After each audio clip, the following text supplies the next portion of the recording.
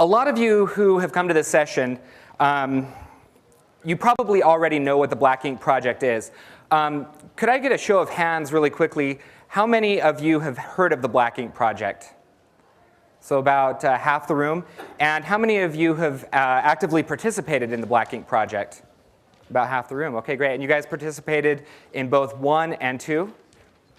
Awesome. Okay, great. So this session is going to be kind of a preview of Black Ink 3, but it's also going to distill previous Black Ink sessions, which there's probably about 30 hours worth of material, down into about 45, 50 minutes. And we're going to be able to leave some time at the end for some questions that you guys might have. So really quickly, this is just a random question, but is there anybody here in this room that has actually increased the size of their business by employing some of the tactics they learned in the Black Ink Project? Maybe just a show of hands. Very cool. Really excited to see that this isn't just things that you learn, but things that you can actually employ and use in your business and take action on.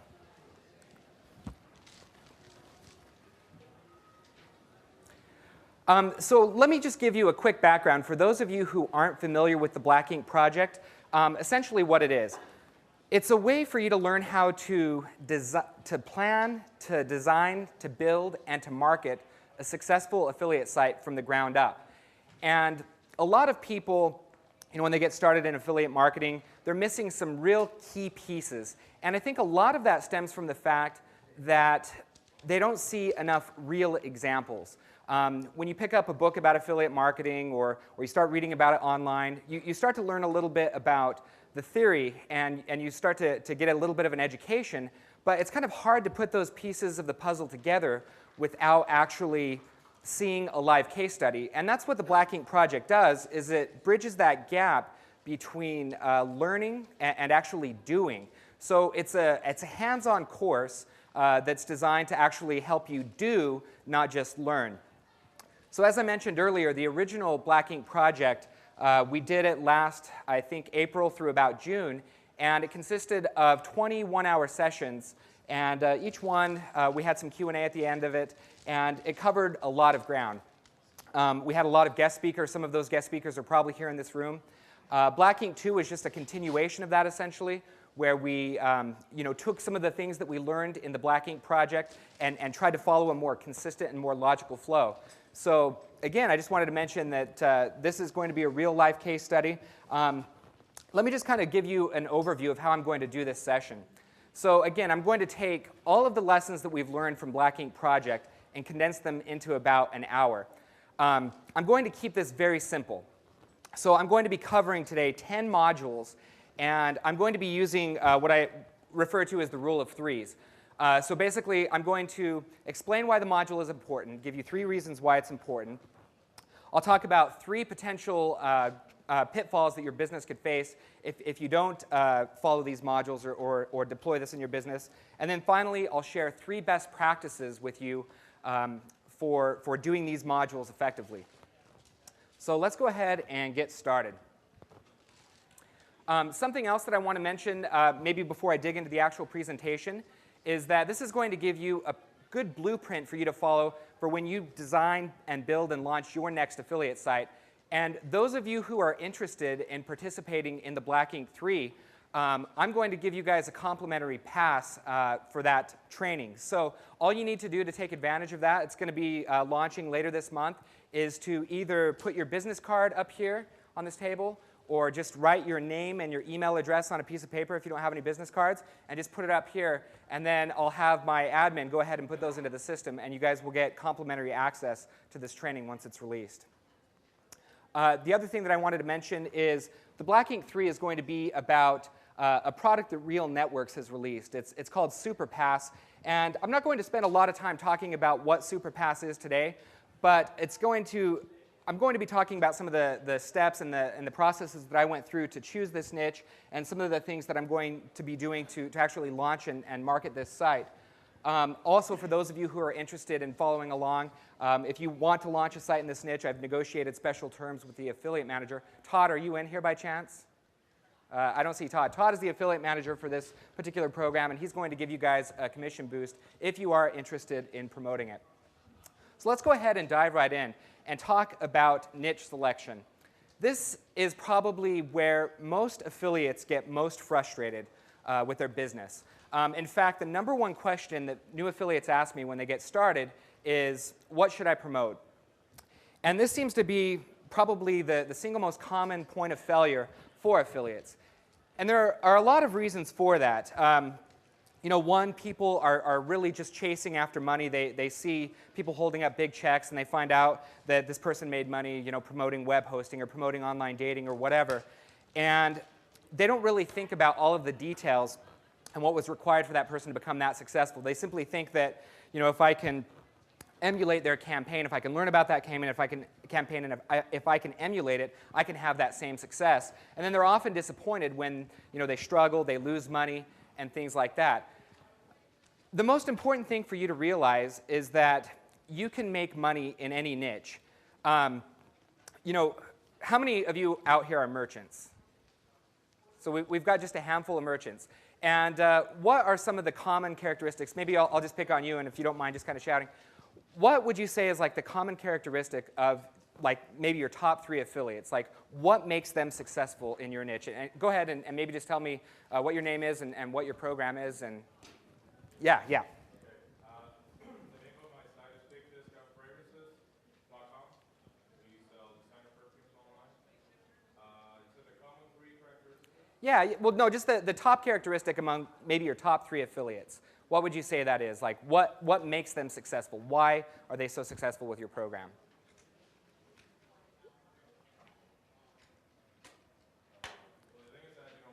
I know I kind of called you on the spot there. Anyone else want to volunteer a suggestion? Go ahead. The best affiliates that we have right now are coupon sites. Okay, coupon sites. Okay. That's why I'm like, That's exactly right. I mean, that's definitely something in this particular economy that affiliates in the coupon niche are going to be very successful. But I've talked to a lot of affiliate managers out there, and one of the common threads among their most successful affiliates is that they have a strong passion and a strong knowledge of the product or the service or the merchant that they're promoting. It's not necessarily that they're just a real skilled super affiliate who knows everything about PPC and they can blow up any campaign. I've been doing affiliate marketing for over 5 years now, and I probably fail in more new niches that I get in than I succeed. And a lot of the reason for that is because I choose the wrong niches. And what I mean by that is I don't choose niches objectively. I let myself be convinced by the affiliate manager, or I let myself become, I guess, enamored with like the amount of money that I hear some affiliates are making and things like that. And that can be a real big mistake for you. So the thing is you can make money in any niche. It's not just about these top shelf programs or these top niches, and that's where all the money is being made. If anyone wants to throw it out there, like what do you think is the most unique niche? Is anyone promoting something that you wouldn't even think there could be money to be made in it? Just shout it out if you have any ideas. Don't be shy. No worries, no worries. I know it's early. Everyone probably stayed out kind of late last night, and I'm just being kind of random here. But it just amazes me because I talk to affiliates every day, and they make money promoting like the most obscure things. Like I know of an affiliate who makes really great money promoting pool tables, and you wouldn't even think of that as being a product that you could promote successfully online. It's such a big product, you would think that it's a considered purchase and that people just wouldn't be comfortable doing that. I also know of a lot of new affiliates who get into the affiliate marketing business, and they get into some very competitive categories, and you try to advise people to try and maybe get into niches that aren't so competitive or whatever, but if you try to hold them back and make them think that they can't succeed in that niche, you're really doing them a disservice. I've seen brand new affiliates get in and make money in credit cards, make money in finance, make money in online dating, and all of these real competitive categories. So don't let yourself become discouraged if you think a niche is too competitive. The reason that niche, of course, is competitive is because there is a lot of money to be made. So the whole success of your campaign is going to be determined by this one step or this one module. And your ability to be able to, to stick this out and see your campaign through the end, regardless of what obstacles you may face, is highly contingent on the niche that you choose. So let me just talk a little bit about some consequences of not doing this niche selection right. So anytime you face any kind of adversity, you're going to fade out very fast. For example, I've tried promoting credit cards, and I've really struggled in that particular niche. In fact, I just recently sold my site because I just couldn't get it going. And I was in the credit card business for the wrong reason. The payouts look very attractive. You can make $50 for someone to just simply fill out a credit card application. And I was essentially chasing money. And I felt, I could do well in this. I could apply all these skills that I've learned promoting all these other niches and make money in credit cards, but I couldn't. And I really faded out quickly when I had to constantly make changes to my site. Because I wasn't interested in this niche, anytime that I had to update my site with rate changes or new regulations or whatever, new offers, it was just like a real chore for me. And I just really wasn't willing to stick it out. The other thing, we talked about this earlier, but again, is just making false assumptions about income potential.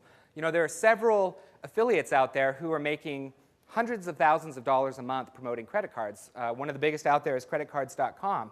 They probably make millions of dollars a month. And just because people are making that much money doesn't mean that I can, because I don't have that unique set of skills that makes their site successful. And so again, I get very burned out. Another story that I want to share with you guys is web hosting. I've been a web hosting affiliate since the beginning almost. I started out with online dating, and the second niche that I got into was web hosting. And throughout the years, I've made hundreds of thousands of dollars promoting that niche. And recently, I've become, I guess, burned out on it and not really excited about it. There's a lot of issues in web hosting with reversals, sales not getting tracked depending on what host you're working with and things like that. And I became very frustrated. So at that point, it wasn't worth it for me to try and stick it out and try to to readjust my campaigns as I started losing money or breaking even on that. And so I just let it go. And you kind of need to get a feel for that yourself. When is it okay for you to let a campaign go? Just because it's making you a lot of money, maybe it's weighing down on you and preventing you from exploring some new niches. So don't be afraid to let a successful campaign go. I want to share with you now 3 best practices for niche selection. We've already talked about this first one extensively, but don't follow the money. Don't buy into the merchant sales pitch. As an affiliate, I get calls, I get emails, I get letters from people trying to recruit me into their programs. And oftentimes, I've let myself become swayed, and I spend a lot of time trying to get ramped up when I wasn't even interested in it to begin with. And as you're growing your affiliate business, you'll get a lot of these types of solicitations too. And you just have to evaluate each one objectively. Don't buy into the merchant's pitch that we have the top program, our top affiliate, he makes $100,000 a month or whatever. Really think about it yourself, and do you have the unique set of skills that is required to succeed in that niche? The second thing that you need to remember for best practice in niche selection is that you either want to take a small piece of a big pie or a big piece of a small pie. And so the larger that your niche is, the smaller your focus should be within that niche. And then the smaller the niche, the smaller category that you're trying to promote, the more of that you want to try and own. So for example, if you are promoting something like online dating, it doesn't make a lot of sense for you to try and be that general dating affiliate. Yes, there are probably a few affiliates out there who are making an absolute killing doing it, but at the same time, trying to compete with them without the capital resources, without the campaign history, and all of this is going to be very difficult for you. So a smarter strategy would be for you to maybe focus on ethnic dating or local dating, or just some small segment of that particular industry. But you don't want to go too narrow, and this is where I see a lot of affiliates also fail, is that instead of just doing local dating or ethnic dating, they may only do like Eastern Orthodox dating or Harriman, Utah dating. And they just go too narrow, and they wonder why they're not succeeding. They might have decent conversions, they might get a few sales, but at the same time, they're just too narrow, and they're not seeing the success that they had hoped for. Something I just want to mention, you guys coming in through the door, there's a few seats up here. Just come funnel to the front. I see there's probably like 5 seats up towards the front, so don't want you guys to be uncomfortable during this whole presentation. The other thing is, of course, and this goes along with how big your slice of the pie should be, is that you want to be a specialist and not a generalist.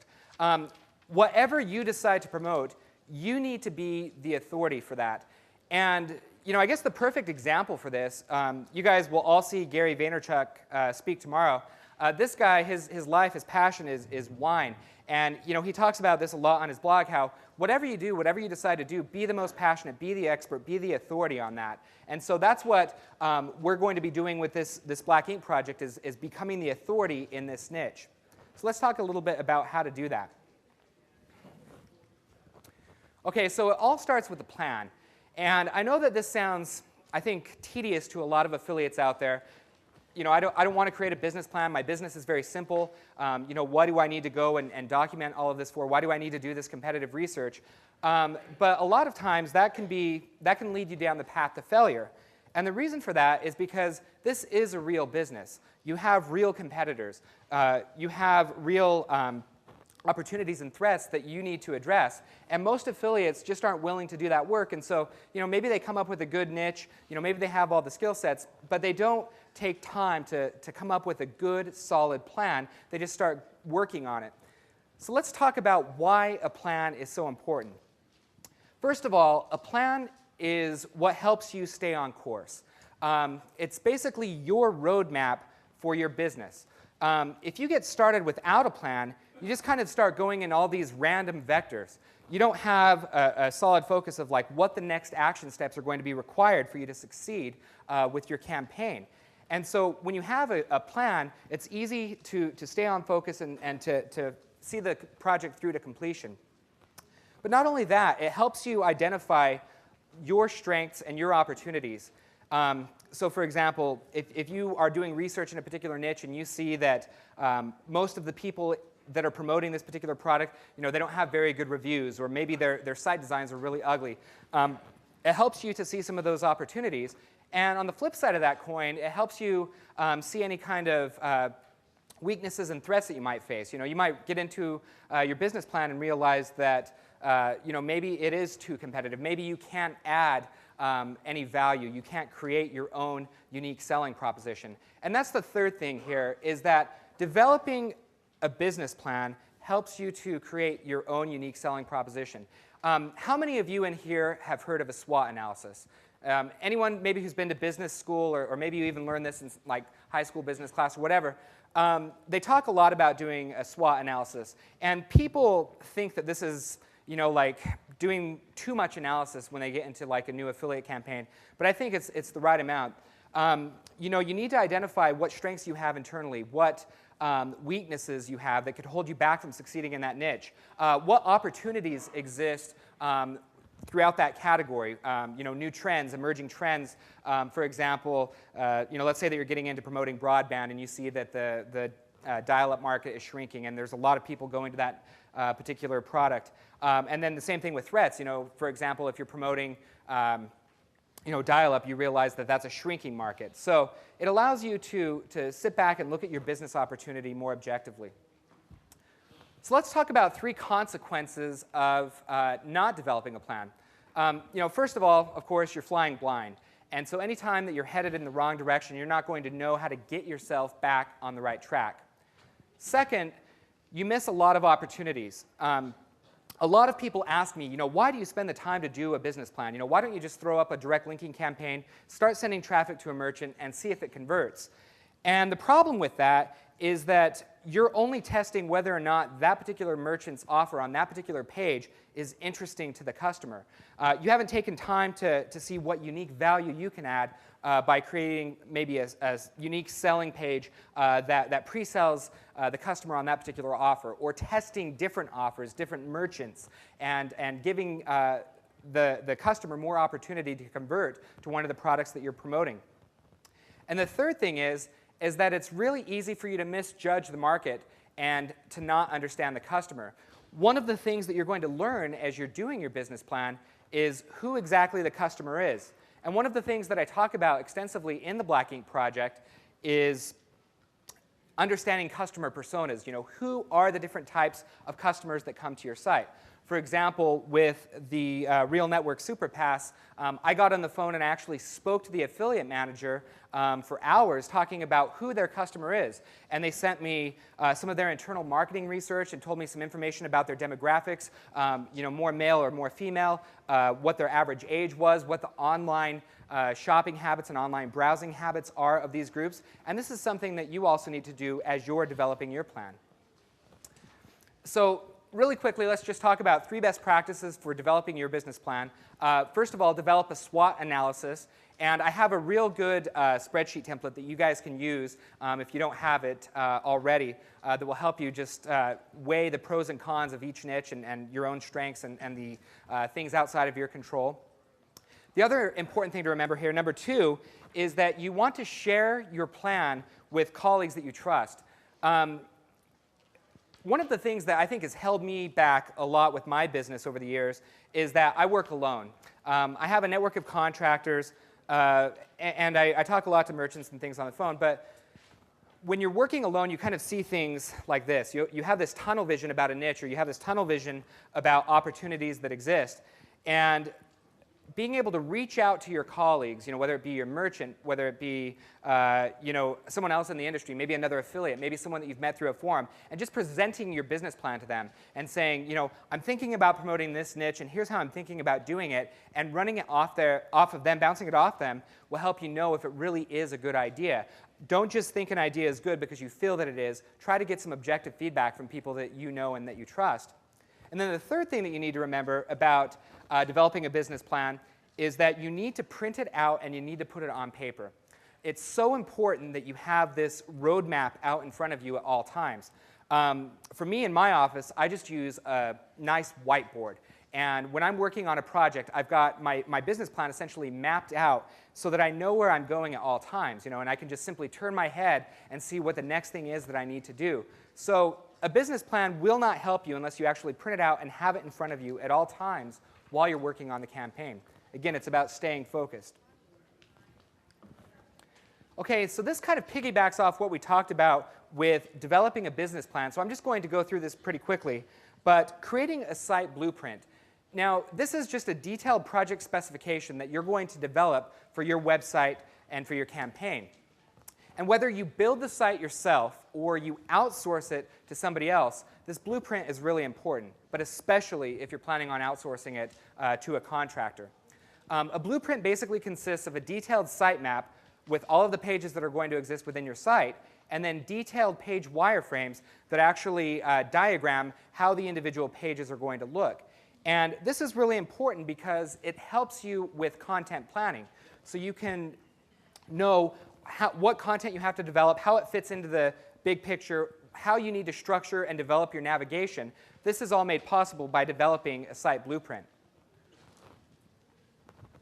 So let's talk about the 3 reasons that you need a blueprint.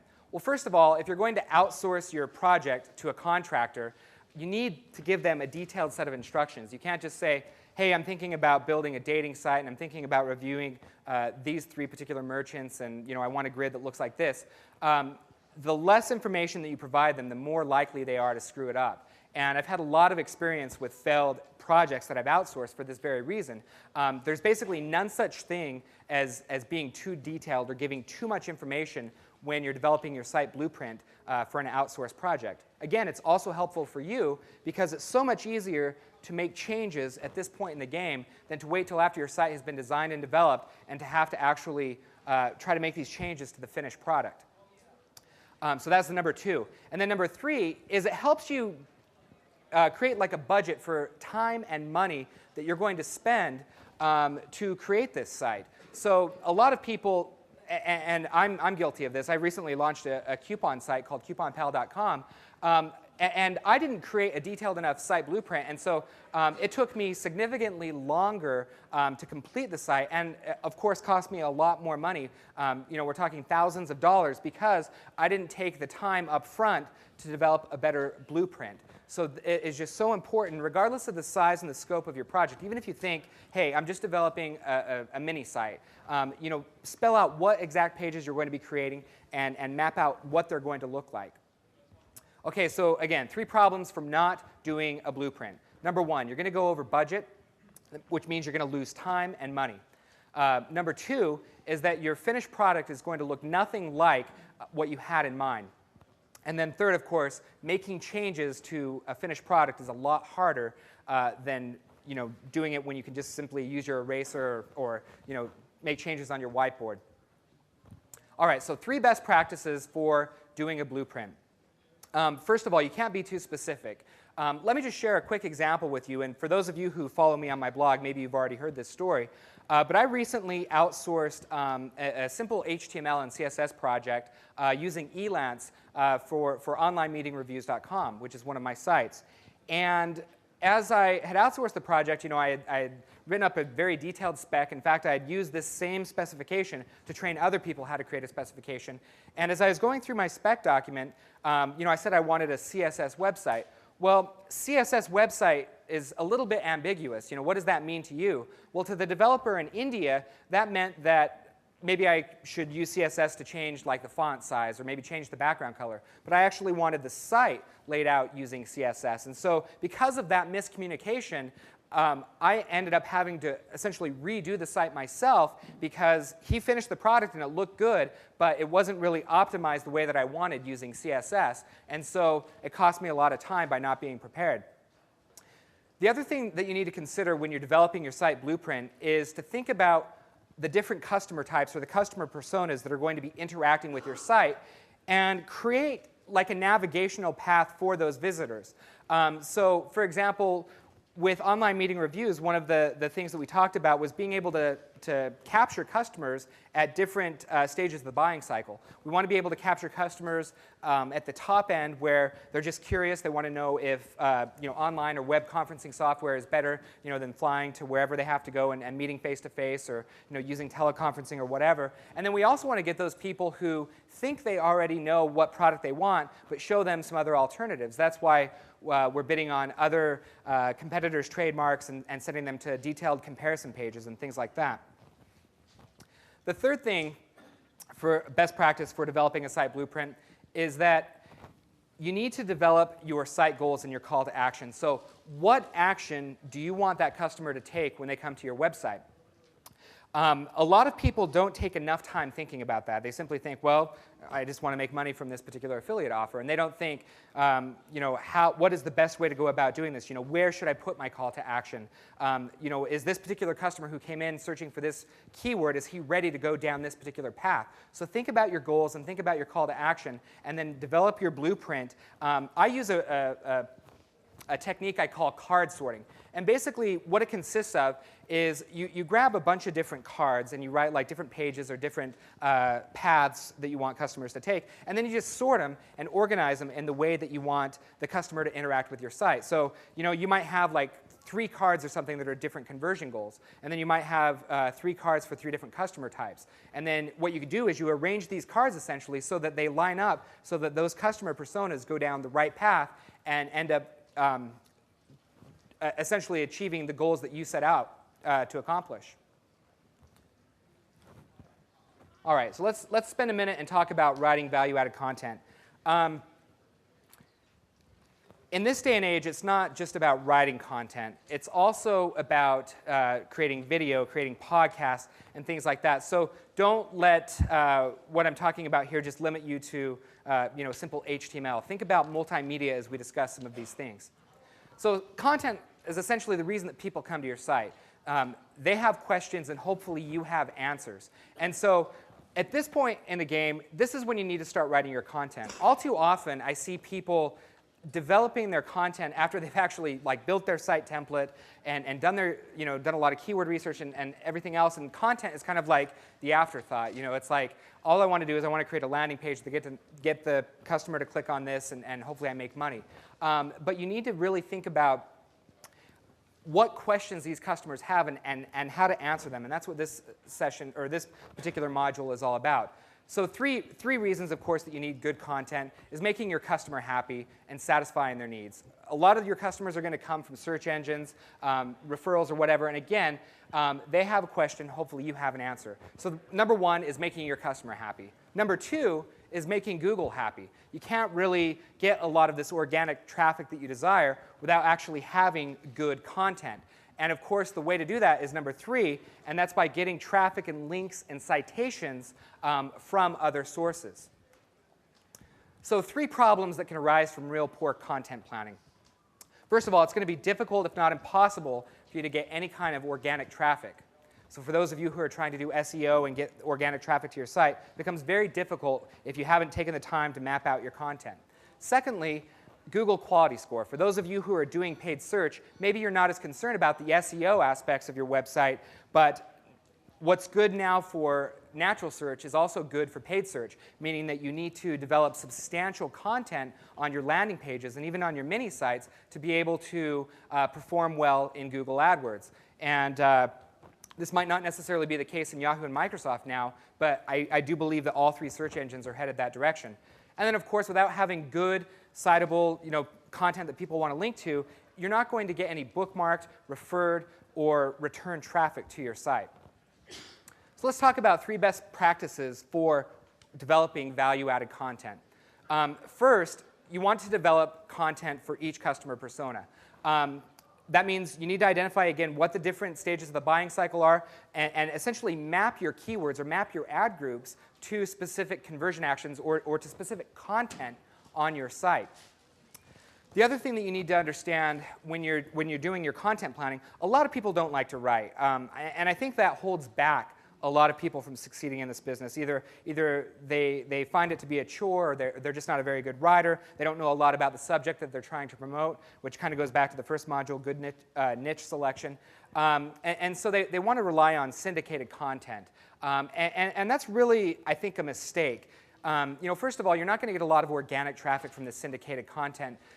If anything, you should use syndicated content sparingly and cautiously. And you want it to supplement your own content, not necessarily replace it.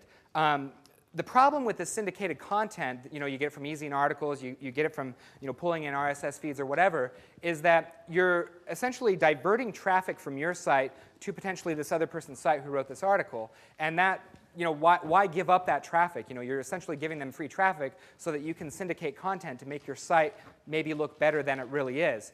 The other problem with that is that you have no editorial control. So when you're syndicating content on your site, they may say that a particular product or service that you're promoting sucks, or they may not give as favorable a review as that you have, or there's just inconsistencies with the content compared to yours. And so you just don't have that editorial control. So just use syndicated content sparingly and cautiously. And then, of course, the third best practice is to not limit yourself to just text. Explore doing video. Video is just dead simple now, and you're starting to see more affiliates embrace it. And it's not just to be thought of as a buzzword, and everyone's starting to use video, but what does that really mean to me? Well, it means that consider doing video reviews and video comparisons and establishing your own personal brand in your niche. I've obviously done quite a bit of that with Quit Your Day Job, and have started exploring that opportunity as well with some of my affiliate sites. And it's just amazing the brand strength that you build by doing more dynamic content than just text.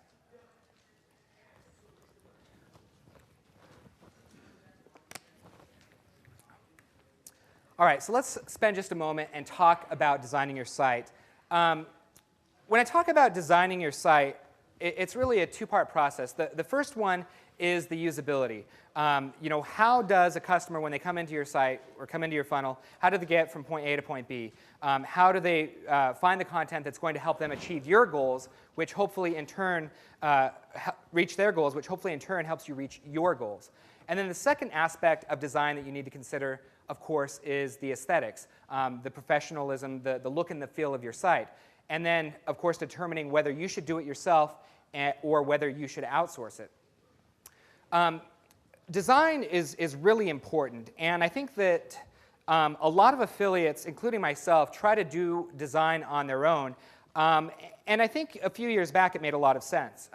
It was pretty expensive to develop a professional site. You'd have to pay a contractor hundreds, possibly thousands of dollars to develop a professional-looking site. But today, with sites like 99 Designs and other crowdsourcing sites out there, there's really no reason that you shouldn't consider outsourcing the design of your site. One, you're going to increase the conversion rate because first impressions are lasting impressions. And this is really important in like B2B niche and some other niches where the professionalism of your site, the look and feel, really sets the mood. People don't really read the content, and they do judge a book by its cover.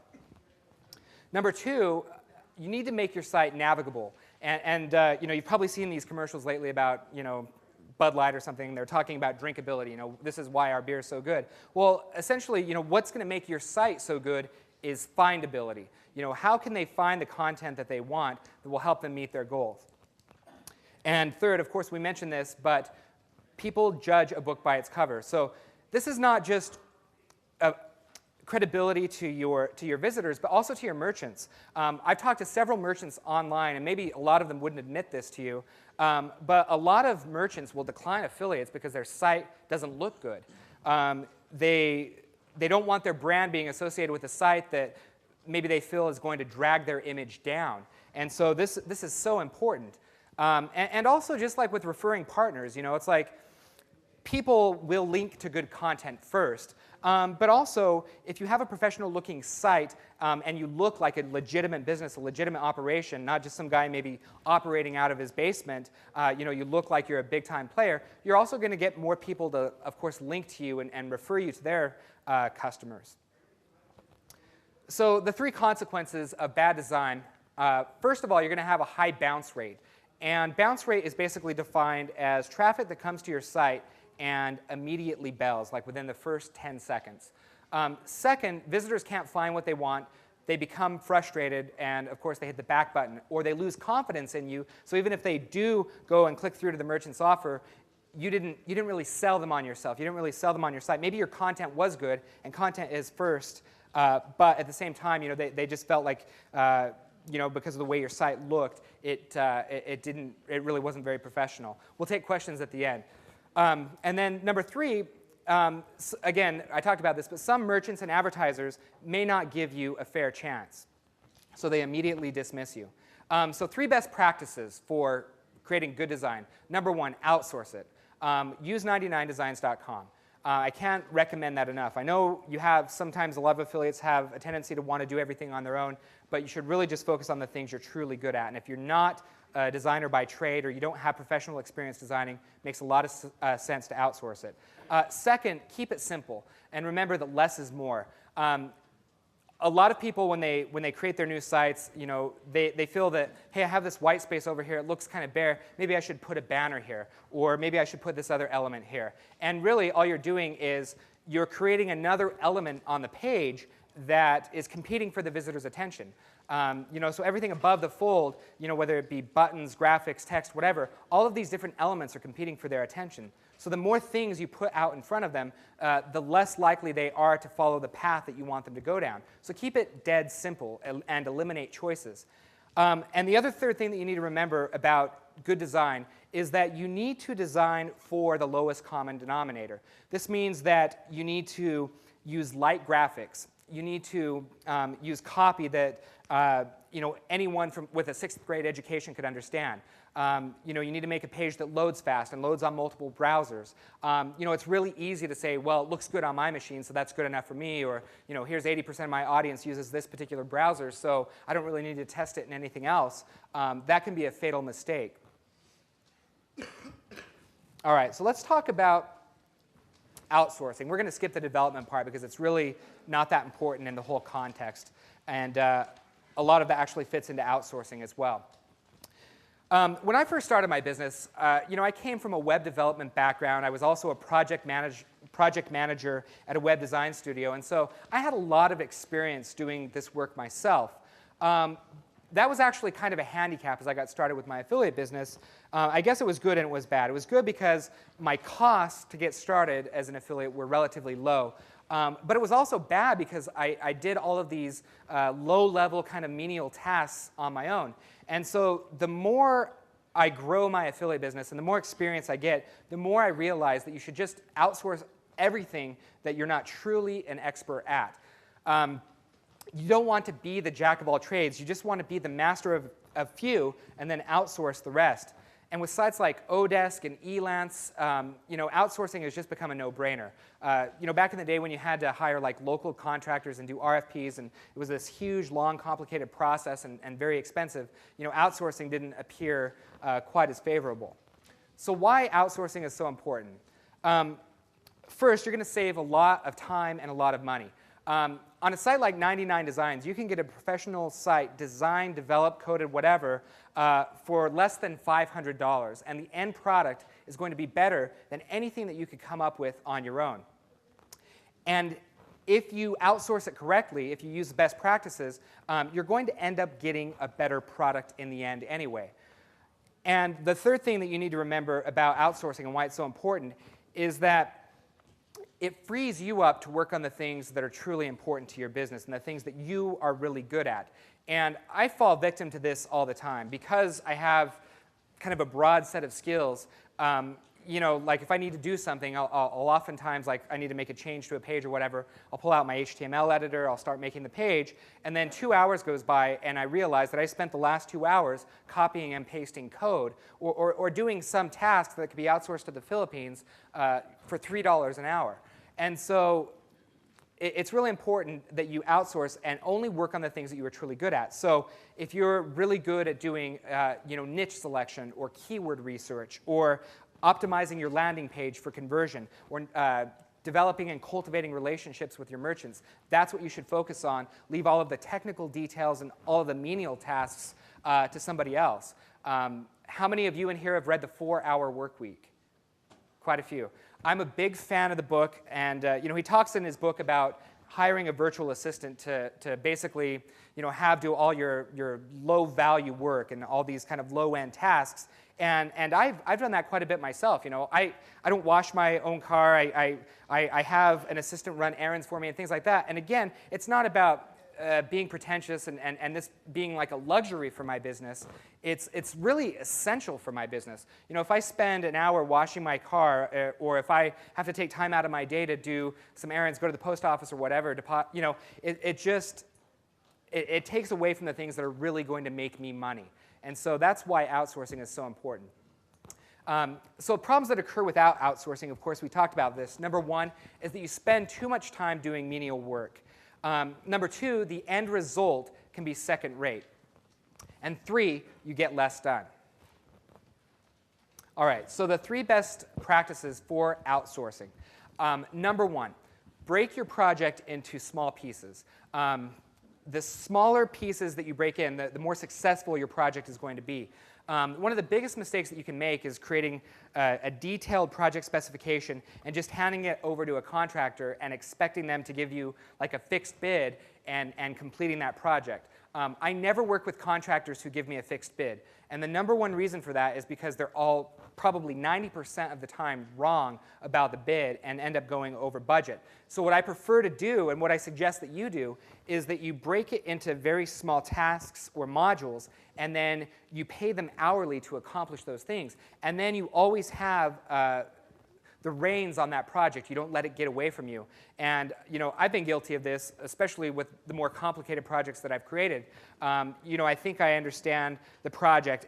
And as you get more and more into it, you realize that there's just a million little details that you would never know. And that's a good way for you to go over budget. The other thing that I recommend doing when you break out the project into small pieces like this is to pay half before the work is done, or give them some kind of a deposit or pay a small amount before, but then reserve the rest of the amount, of course, for when the project is actually finished. You've got to have that carrot hanging out in front of your contractor, or the project will just never get done. And I mentioned this earlier, but it's worth bringing up again. But number 2 is it's impossible for you to be too specific. If I were to ask somebody in this room, what steps do you take to get up and go to work in the morning? You'd probably say something like, I get up, I brush my teeth, I take a shower, I hop in my car, and I drive to work, right?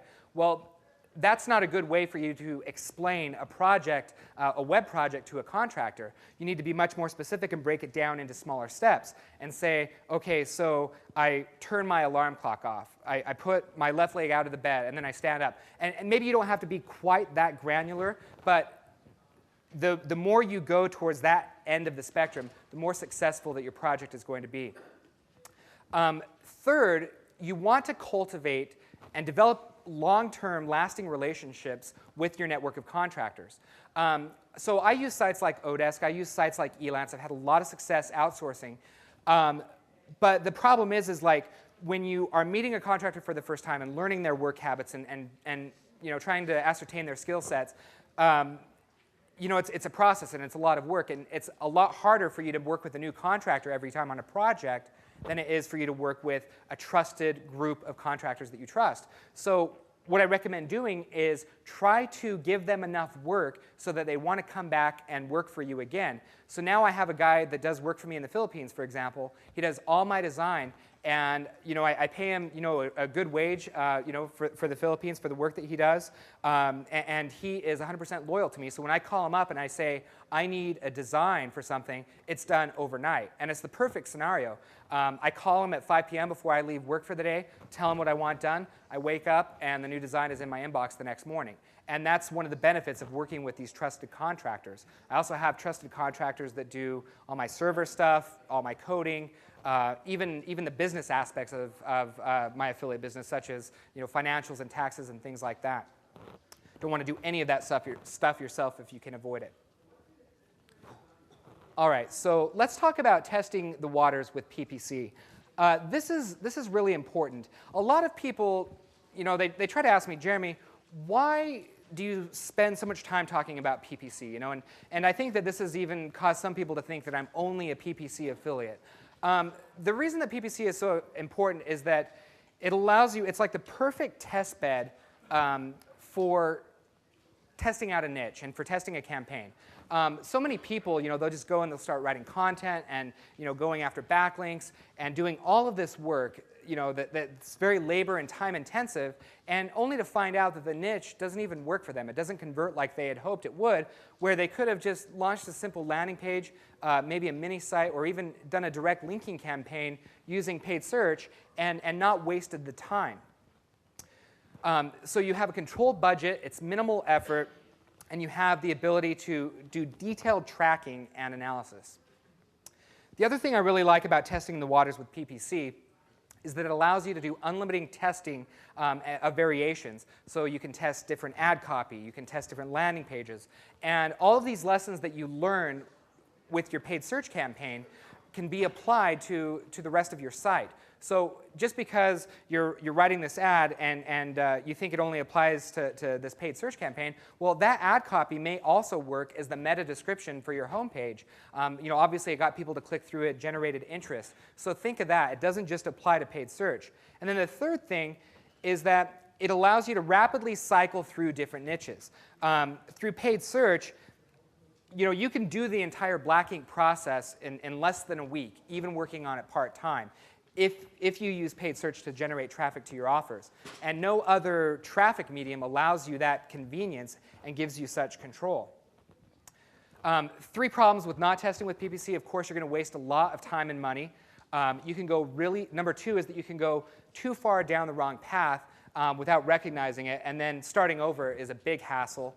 And then the third thing is that you can easily become discouraged and give up, which essentially delays your success. It's like if you want to add a catalyst for success to your affiliate business, test everything in paid search using mini sites, direct linking campaigns, and then grow it from there. So 3 best practices for testing with PPC. I want to spend a minute and just talk about direct linking. Direct linking is still a viable strategy. It's difficult, or more difficult, I should say, on Google due to the fact that you have to have a unique destination or display URL for every keyword. But there still are some opportunities for real long-tail keywords. But there's also a lot of opportunity on like Microsoft, Yahoo, and some of the second-tier search engines to do direct linking. The problem with relying on direct linking results exclusively is that it's not enough information. Again, if you launch a new campaign and you have a set of like maybe 100 keywords and you're going to send all of this traffic to this particular merchant's page, all that tells you is that maybe that particular merchant's page and that particular offer is or isn't interesting to the customer. It doesn't necessarily tell you whether or not that could be a successful niche for you. And so a lot of people, they'll give up. They'll launch a paid search campaign, and they won't have immediate success because they're just sending all of the traffic to one merchant, one page, and they give up. And you can make a lot of false assumptions when you do that. So when you direct link, do it cautiously. Number 2 best practice for using PPC to test your campaigns is to just do a mini site. A mini site is basically like a 5 to 10 page site that allows you to just test the campaign without extending too much effort. Now, mini sites, a lot of affiliates here at Affiliate Summit, that's like their entire business model, right? And there's nothing wrong with that. There's a lot of money to be made. But it's not a very long-term viable strategy.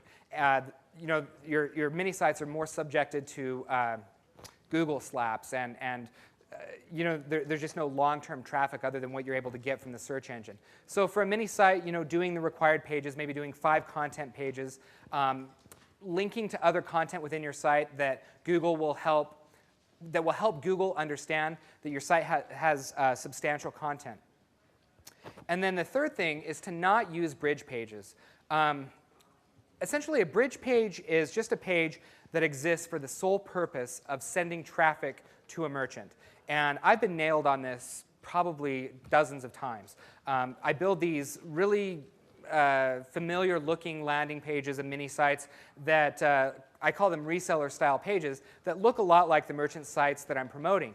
And that's really good from the conversion aspect because it almost feels like you're a subsidiary or you're an official partner of this particular merchant that you're promoting. So while it's really good for that, Google does not like it at all. And I've received some very threatening and harsh emails from Google about building these types of bridge pages. They want you to have a site that stands on its own as being unique. They want you to develop a site that consists of more than just content that you could find on the merchant site. They want you to develop your own unique content. So doing reviews, doing comparisons, really developing some value-added content beyond copying and pasting product descriptions or using data feeds that you would find from the merchant.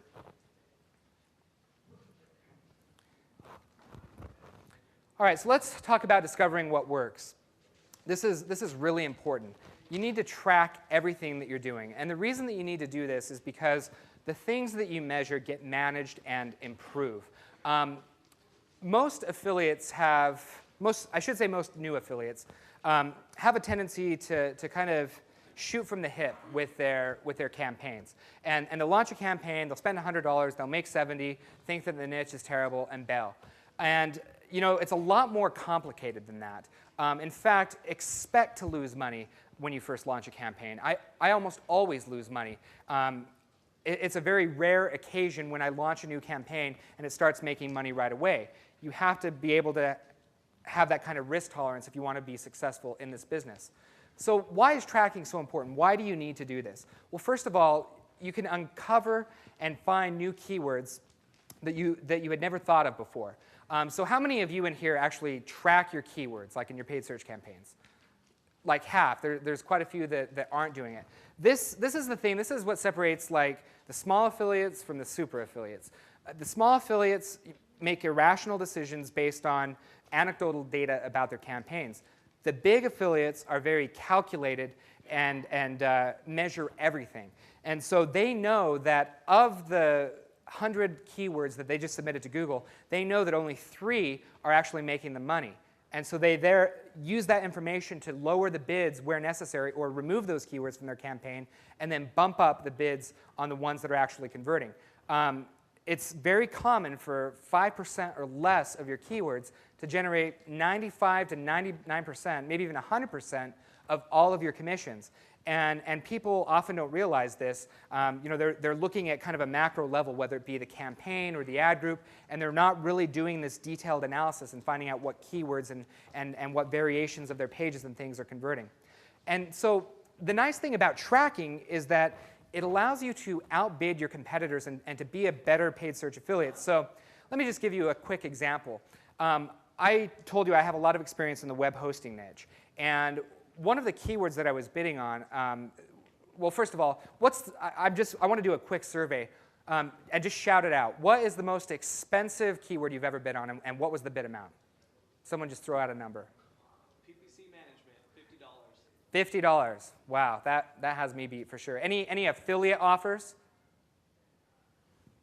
$50, that's a lot of money, but I suspect you're probably tracking that. So hopefully, right? I was bidding as much as $8 on certain keywords in the web hosting niche. And it makes a lot of sense. It's like, you get paid anywhere from $100 to $125 depending on the hosting offer that you're promoting. And I happen to know that there were basically like this small bucket of keywords that hardly anyone else was bidding on. And I was just trashing the competition because I knew the real value of these keywords. I knew that I could get like a 25, 30% conversion rate on these keywords. So I could bid as much as $8 on just a handful of keywords. And it might seem crazy. If you do the math, it's like, what's the average conversion rate in the web hosting niche? Maybe it's less than 1%. But on certain keywords in the web hosting niche, the average conversion rate might be 20%. So being able to track and know what that is very important.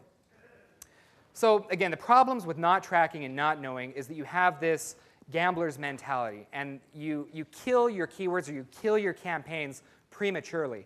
I've actually consulted with a few affiliates one-on-one, and I've done some campaign analysis, and I guess one of the most common mistakes or one of the common themes that I see is that people will have like knee-jerk reactions to their campaigns. So they'll launch a campaign and they'll lose money and they'll delete all their keywords or they'll drop all their bids in half.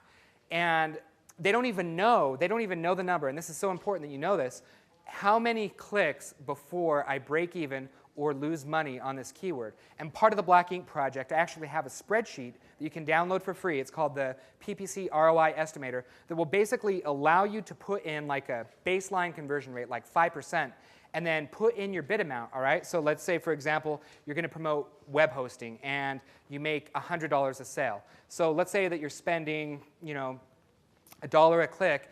Basically, after 100 clicks, that's your break-even point. So if you don't have a conversion after 100 clicks, you're going to lose money. So people don't even know that metric for their keywords, and so they'll send like maybe 70 clicks and spend $70 and disable the keyword, whereas the smarter strategy is to let it play out and actually get 100 clicks before you make a decision to either drop the bid or remove that keyword from your bucket. So this, number two, this makes you pull the wrong levers. So you drop bids, you change your ad copy, you change your landing page, you react too quickly. And of course, the number one symptom of not tracking is that you're overbidding on the wrong keywords and underbidding on the right keywords. So let's talk about 3 best practices for tracking very quickly. First of all, you need to identify your key performance indicators. These are also known as KPIs. That's the acronym that is commonly used. And so these are your click-through rate, your conversion rate, and the number of clicks that you need to have before a particular keyword is no longer profitable. And unless you have these out in front of you as you're going into your campaign and making adjustments, you are doomed to fail because you're not going to be playing the PPC game like a pro. You're going to be playing it like an emotional gambler. The other thing that you need to do is use some kind of automated tracking solution. There's a number of them out there. Optimize My Site's a program that I developed. I actually recently sold that. There's Tracking 202, Prosper 202. There's even like the Google conversion tracking if you can convince your merchant to allow you to put a pixel on their page. Whatever you do, you want to automate that whole process so you're not spending too much time being the accountant for these campaigns. You want to be able to get a quick overview and make decisions rapidly. And then, of course, the third thing is that you don't want to make rash decisions. Usually, when I lose money on a particular keyword, depending on how much money I lose and how quickly I lose it, I drop the bid incrementally. And I basically use like a 10% rule. So if I'm losing money on a keyword, but I think it has potential, I drop it maybe 10%. Or if I go to increase bids on keywords that I know are going to do really well and they show a good track record, I turn the knob slowly, 10% at a time. I don't double my bid, double the traffic, and then all of a sudden I'm losing all this money. Can I get a time check really quick? Anyone? Oh, it's 2:30. OK, lots to cover. Actually, we're just about finished here, so I'll just kind of fly through this. Hopefully, we have time for maybe just a couple of questions. So split testing and optimizing. There's basically two rules for split testing and optimizing your campaign. First, never be satisfied and always be testing. So the two things that I'm really constantly testing in my business are my click-through rate on my ads, like with my paid search campaigns, and then the conversion rate from my landing page to the merchant's offer. Those are the metrics that I apply Kaizen to, continuous improvement. Testing is important because, one, you're never living up to your full potential unless you're doing testing. You think you might have achieved everything you can achieve with a campaign, but you've never tried swapping out the offer. You've never tried moving the call to action button to a different place or making a small change to your text that helps you get more traffic. And these small changes, it's so silly, but something as stupid as putting a question mark in your ad title can effectively double your conversion rate or click-through rate sometimes. You might be getting like a 1% CTR on a particular offer, and then all of a sudden you put a question mark, you just make a small little adjustment, and it's 2%, and so you're getting twice as much traffic now. And of course, if conversions go up and your ad spend stays the same, you're basically making more profit. And this allows you to raise your bids on the keywords that are really working out for you. So let's just talk really quickly about problems that occur without testing. Number one, you're leaving a lot of money on the table. It's amazing to me like how long I'll even myself, I get kind of lazy. I think that's part of the reason that we're all here. We enjoy the autonomy of an affiliate business, and we don't like to spend a lot of time maybe on some of these details. So I'll launch a new campaign, and with some adjustments, it starts making money, and I kind of forget about it, right? It's making a few $1,000s a month. I'm happy with that. And 3 months down the road, I'm like, oh, maybe I should revisit this campaign and make some adjustments. And I'll do something as stupid as like, changing the headline or whatever, and increase my conversion rate dramatically, and maybe earn like an extra few $1,000s a month. And so, never be content with your campaign.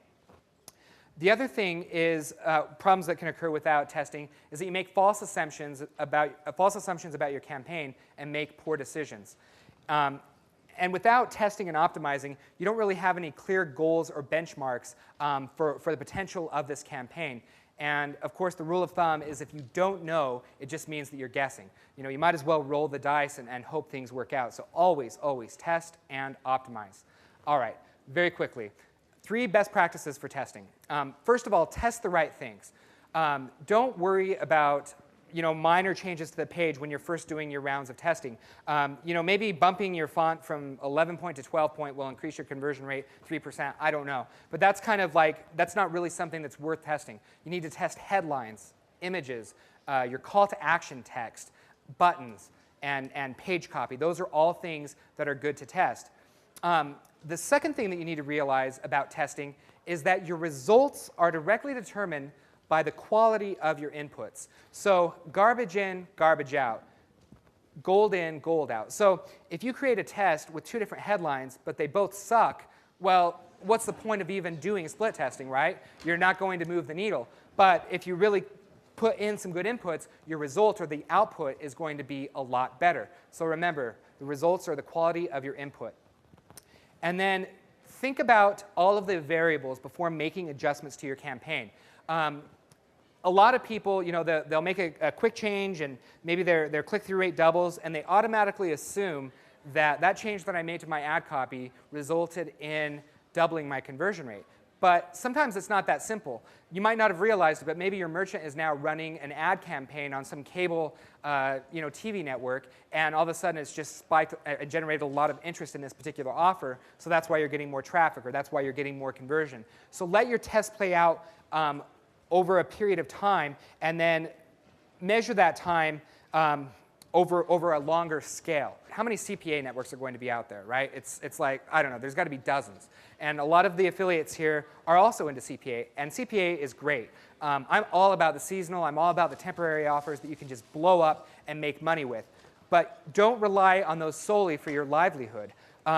Build a sustainable business and sustainable niches that will feed your family 3 months from now. So many of these CPA offers and these offers that people are very attracted to and interested in can quickly fade out and leave you with nothing. And I can't tell you how many stories I've heard from affiliates that were 6- and 7-figure-a-year affiliates that are now back at their day jobs because of this lack of foresight and because of this lack of diversification. The other nice thing about building a sustainable authority site is that you're essentially making the merchant need you, not the other way around. So often when you get started with a new business, you are having to apply to their programs and request their permission to put their offers on your site, and essentially the merchant is holding the cards. When you have a site that has authority, has the kind of traffic that this merchant can't get without you, then you're the one who's holding the cards, and you can negotiate new terms, you can negotiate trademark access and different things like that. So that's one of the other reasons. And one thing that I've spent a lot of time on the last year, my affiliate business last year was down over 07, but at the same time in 08, it was more diversified.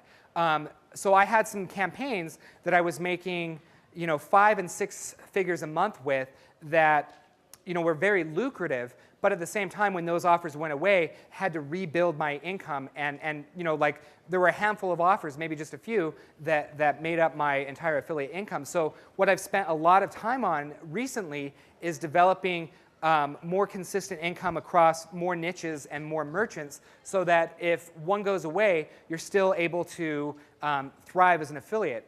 In my opinion, it's better to make $1,000 a month from 10 merchants or 10 niches than it is to make $10,000 or even maybe $20,000 a month from one merchant or from one niche. Some of you may disagree with me, but over time, you'll see that diversification is important. So I'm going to have to cut it short because we are short on time. Do we have time for a couple of questions, or do we have to get out of here? Questions? Okay. Just go ahead and shout it out. Obviously, there's a lot of variables in evaluating the website. The bounce rate, what would you consider a great bounce rate and a really poor bounce? Well, a great bounce rate would be single-digit percentage, not always realistic. My friend Scott Miller from Vertster.com, he does multivariate split testing, all of this. He basically says, his metrics are as follows. 50% of your traffic is going to immediately bounce. That's just average across the board, and no matter what your niche, whatever you're promoting, 50%. The other, 40 to possibly 50% will browse and show interest, but not necessarily take that conversion step, whether it's buy or click through the merchant or whatever. And that leaves like, maybe 10% that's actually genuinely interested, that's going to click through and end up buying. So my goal as an affiliate is to have a click-through rate from my landing page to the merchant's offer above 50%. If you're not above 50%, it's going to be very difficult for you to make money, and you might want to consider direct linking so that you're getting more cookies dropped, essentially. So it's one of those things that expect to have a 50% bounce rate, but try to work towards getting a single-digit bounce rate. Next question. Any other hands? Well, that was quick. OK, back there in the white jacket.